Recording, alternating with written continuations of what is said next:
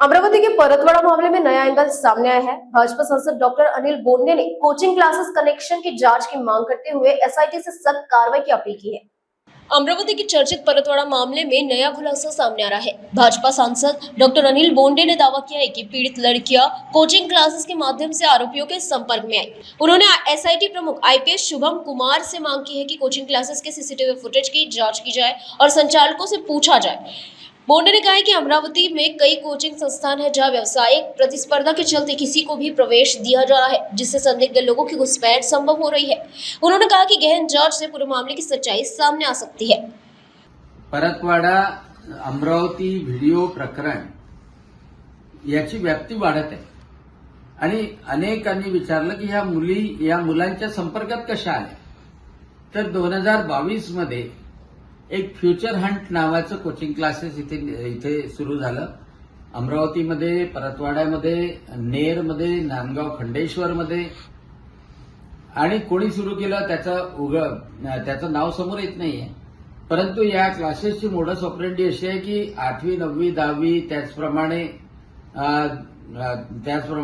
नीट JW नंतर 11वी 12वी अशा सगळ्यांना ऍडमिशन दिल्या जातात। त्याचे लोक प्रसार प्रचार करतात आणि कोणाला ऍडमिशन देतोय हे सुद्धा नक्की त्यांना माहित नसतं आणि त्यांचे फेस्टिवल ग्रुप निर्माण होतात।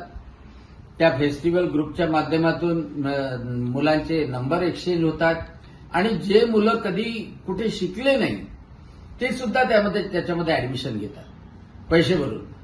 आणि म्हणून माझी एसआयटीचे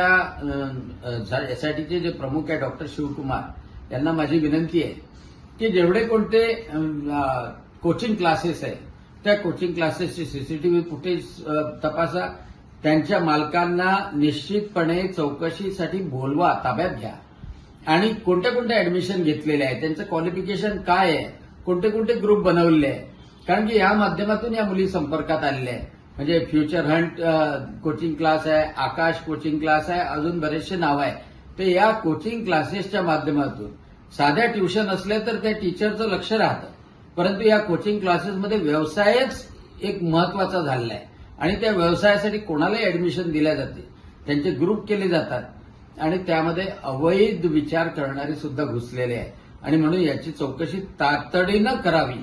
त्या मालकांना बोलावलं आणि पोलिसांनी विचारलं तर सगळं काही बाहेर येईल।